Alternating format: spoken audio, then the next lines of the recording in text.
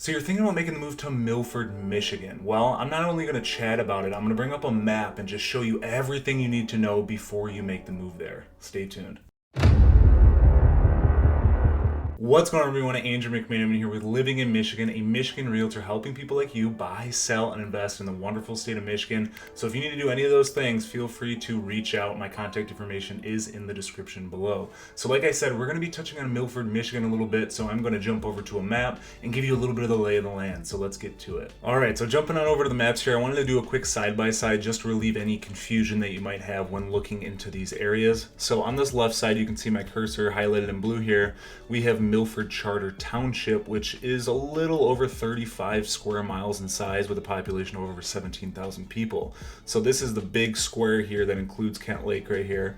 And then on the right side, this is the village of Milford that's a little bit over 2.5 square miles with a population of just over 6,500 people. So there's a difference in living here, as you might be able to tell by the terrain differences. Is in the village of Milford, you have downtown Milford, so it's a little bit more close-knit, it's a little bit tighter, it's a little bit more community-centric, and then when you branch out to the township as a whole, you can see just by looking at the map a little bit, it gets a little bit more rural. So you get a little bit more space, you're a little bit more spread out. So that's the cool thing about living in the area of Milford, or just looking into it in general, is you can have those options of, do I want to be in the city? Do I want to be within walking distance of the town? Or do I want a little bit more space to myself, not neighbors right next to me, just having that terrain. So that's just something to keep in mind when you're looking in the area, because obviously it's a completely different lifestyle one way or the other, and the prices are different too, which I'm going to touch on a little bit later. So one of the first things I wanted to touch on, and before I go a little bit more further, is I want to make sure that I mention a link I'm going to put in the description about a video I did of a video tour of downtown Milford, just to give you that visualization. I've been getting a lot of requests to do a map tour and kind of going over the lay of the land, so I wanted to make sure I did this as well, but I will link that for you visual folks out there. And I go over a few personal stories that I will touch a little bit on this map tour, just because I grew up essentially in Milford. I grew up in Brighton, but I had family that lived in Milford, and I was there every single weekend just going in the village of Milford, because at the time my aunt had actually owned an apartment or a townhome nearby in the village of Milford. So we would ride our bikes downtown and go and touch on all these places really. And Central Park right here was really the main focus for us. And in that other video that I touch on, that's an area that I spend a lot of time in recording, so you can definitely take a look at that after. But we spent a lot of time in Central Park, and the cool thing, as you can see from this map, is you have the Huron River that just goes right through the village of Milford here. And I'll blow this up a little bit bigger, but it goes right through the middle of it. So it has that nature feel that a lot of these small town cities don't have, because of course it adds a lot to the recreational opportunities, because you can kayak, you can fish. I mean, even growing up in Brighton and going to Brighton schools, I was able to go there, and we had field trips there where we did kayaking down the river, stopped at Central Park, had the lunch, and did all that stuff. And I fished quite a bit in the Huron River as well. So it's just one of those things that I think people maybe even living there might not take advantage of, and realize that it's actually a pretty cool amenity that the city offers. So that's just another thing to keep in mind. And on top of that, you have, of course, since this is downtown Milford here, you have all these little local businesses and things like that, like River Edge Brewing Co., which is a great place to go. You have Village Pizza and Barbecue, which actually I believe was ranked, if I'm not mistaken, one of the #1 pizza places in Oakland County, and that says a lot, because Oakland County is huge. So that's definitely something you're gonna have to try out. I lived 15-20 minutes from there at one point, and we would make the trip over there to get that pizza because it was so good. So definitely, if you're stopping by, you need to take a look at that. So as you can see, as I'm going through this map a little bit, is there's so many recreational opportunities. And a lot of the small towns, a lot of the videos that I've made in the past just don't have that, because the cities aren't big enough. I mean, granted, the village of Milford is a little over 2.5 square miles, but most of these spots have neighborhoods taking up the spots that this recreational area would be. But I think they did a great job in preserving that and making sure that it was a great focal point to the city and village here. So, I mean, you have all the camps, you have the equestrian areas, and the kayak canoe launch, and all these different things that just really make this place an amazing place to live. So, since I'm over here, another thing that I used to do growing up here is there is the Dairy Queen right here, which is actually right next to the entrance to the Kensington Metro Park. What we would do on Sundays is bakers across the street would always have this amazing car show full of classic cars, and we would go there, it seemed like every single weekend, and we would go there and then walk across the street and get some Dairy Queen. So that's just a little bit about what we did when we were growing up, but we were all over this village, like I was saying, and it has, the mountain bike parking lot trailhead here in Proud Lake, and that's a little bit more on the township aspect, but as we branch out a little bit, you can see again how much nature aspect there actually is. And going back a little bit to Central Park too, is you can kind of see the size here and the river frontage, but there's this LaFontaine Family Amphitheater, which hasn't been there for too long of time. I would say, I can't even put a time frame on it, but they started having a lot more concerts in the park and things like that to make more use of this space. And of course, like I mentioned, the nearby restaurants where people would just go to these restaurants and then they'd walk down to Central Park.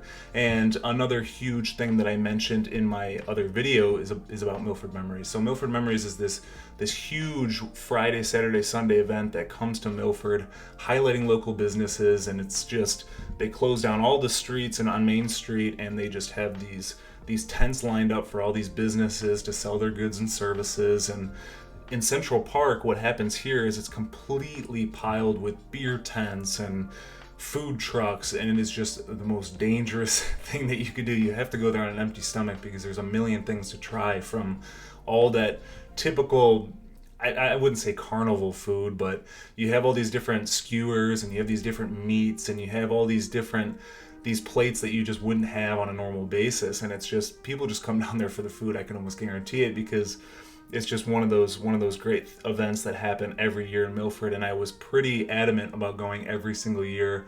Fortunately missed a few years, but it's definitely something that has always been on the list of something to do during the summer. So another thing I like about Milford, and it's pretty common in small towns too, so it's the biggest reason to make the move there, is just everything is just so connected, very well connected. There's obviously all these subdivisions nearby and on the outskirts of downtown, but you have sidewalks coming from everywhere. So even if you are in the most furthest neighborhood in the village of Milford, there's sidewalks that will be able to take you all the way down to downtown Milford, which is something that I appreciated being there all the years, is being able to do that, being able to walk everywhere and not have to rely on cars so much. Not that the traffic was even bad in downtown Milford, because it wasn't, but sometimes when the city's doing all those local events, whether it's their little local car shows, whether it's Milford Memories, of course, that's a complete clog of the downtown area, but then they have the parades and all those different events that happen. It can get pretty clustered there, but on a day-to-day basis, it's actually not too overwhelming. So that's just something to keep in mind, and it just gets you out and walking. So it's just a cool thing about this little city and village of Milford. Before I jump into this further, I want to rattle off a few niche.com statistics that will put this a little bit more in perspective about why this is such a great place to call home. So they ranked number 55 out of 336 best suburbs to live in Michigan, number 66 out of 336 best suburbs for young professionals in Michigan, and number 66 out of 335 best suburbs to raise a family in Michigan. I think those are amazing statistics to keep in mind, just to give you a little perspective on why Milford is such a great place to live. And one of the things that I wanted to, a few touch points rather, that I want to tackle just to give you a better sense of the area too, is just the fact that you get this small town feel. You get the natural beauty of all the recreational opportunities that are around. You get, of course, the recreational opportunities like being able to fish, being able to kayak, being able to use all those water toys, and at the same time being able to go to all these different fields and what have you. And on top of that is what a lot of people don't see is or I would say people complain about this a little bit, is if we zoom out here, you have Milford that's just pretty much smack dab in the middle of all these interstates that are around it. So the complaint that often happens, just because if you're in a place like Brighton, let's say, you can just jump on there, or if you're in Highland, you can just jump on 59 right there, or whatever these nearby areas are to the interstates, is that's not something you can really do in Milford. And I wouldn't say it's necessarily a con by any means, just because what happens is in cities that are close to these expressways, they tend to be these pass-through towns. So a lot of people will have to pass through Brighton to get somewhere. A lot of people will have to pass through Novi to get somewhere, or New Hudson, and it just becomes this kind of this traffic jam that happens throughout these cities. So for example, one of the common roads in southeast Michigan is Grand River Avenue, and that will go through Brighton and all the way through Novi, and just this main vein, for lack of a better term, when there's construction on the interstates, is people take Grand River, and that clogs up so much. And I think that's why you don't see a lot of cloggage here, is because it's not a pass-through town. I mean, aside from maybe going from this area to this area, or this area to this area, I mean, that's all there is. So there's not cloggage. The biggest complaint I would say is people say that the commute, it'll add 15-20 minutes to get to these interstates from wherever you're going. But aside from adding time to your commute, I think it's a good location because you're in close proximity to several other great locations, because you have Brighton over here, I mean, you have Highland over here, and M59 is full of amazing different businesses and everything you could ever need and more, with variety. And then you have places like Novi, where you can go to the 12 Oaks Mall, or even downtown Northville, or even going to Detroit isn't the biggest hassle in the world once you jump on 96 here and just have a straight shot that way, because it's about 40 to 45 miles, and then it'd be about 25 to 30 miles to get to Ann Arbor. And of course that time is dependent on the day and rush hour. So that's just something to keep in mind in a location standpoint when we're thinking about Milford. And I wanted to jump over to this screen here just to talk a little numbers when it comes to real estate, because obviously that's an important thing to keep in mind when you're making the move to anywhere for that matter. So I wanted to tackle a few numbers, and just to differentiate between the village of Milford and Milford Charter Township, just to give you a perspective, on that ruralness that I talked about and that city that I talked about. So jumping on over here, you can see this chart, and for those of you that have been watching my videos for a little while, these are charts that I often refer to because it pulls directly from the multiple listing service that I utilize in Michigan, so the data comes right from that. So that is the most accurate, instead of those third-party articles that you see where you don't know if the numbers are skewed, what are their sources, etc. So taking a look at the chart here, we have the average sale price, and this is the 3-year progression of it from the Milford Charter Township, which is in blue, the village of Milford, which is in green, and the entire MLS, which is in yellow. And Milford Charter Township comes in at $549,096, which was a 2.5% increase year over year.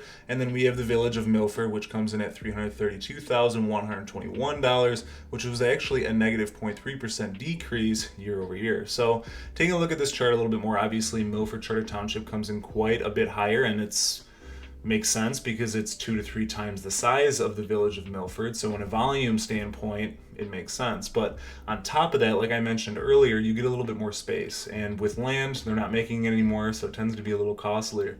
So you can build a pretty substantially sized house on 1, 2, 3, 4 acres in the outskirts in the Charter Township, whereas in the village of Milford, property lines are a little tighter, but that does not necessarily mean that the homes are a lot cheaper, because homes, I wouldn't say that Milford and Northville are the same by any means, and people in Milford are like, wait, don't compare us to Northville. Not that there's anything wrong, but Milford is one of a kind.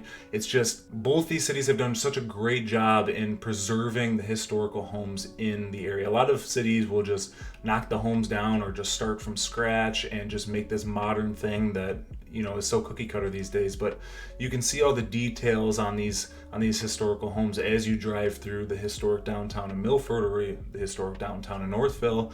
So that's just another cool aspect about this town, is you could drive around all day looking at how well these historic homes have been preserved. Taking a look at this map again real quick, we're taking a look at Milford Charter Township as a whole, and a lot of people have asked me, okay, well, what's Milford known for?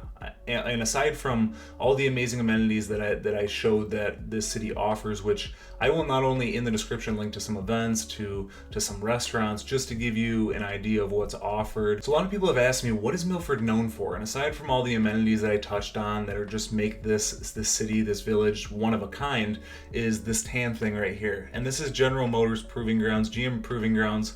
Well, Michigan's known for cars, so having this in close proximity to the village and city, I mean, you could see it as a pro or con, but for a small city like this, for being so known for being this small town, is typically the con to one of these areas is the lack of job opportunity and having to have such a huge commute to getting to your job.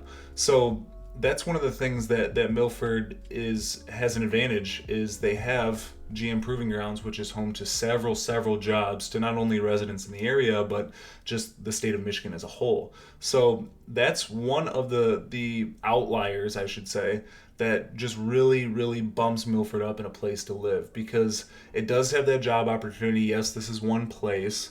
And yes, your commute, being, as I said, this is pretty centrally located away from the interstates, might be a little bit longer to work. But all in all, like I said, having this as an offering for the residents is a huge plus. That concludes the map tour from Milford, Michigan. I want to make sure that I mention again about the video link I'll put in the description to the video tour I made from Milford, Michigan, along with several links about events and restaurants, etc., to allow you to make the most well-informed decision possible if you want to make the move to Milford, Michigan. So for those of you that have made it this far, what are your thoughts about Milford? Drop your thoughts in the comments below. And I want to thank you again for watching. If it provided you some value, please give it a big old thumbs up, hit that subscribe button, and tap the little bell so you never miss out on an upload. I'll see you next time.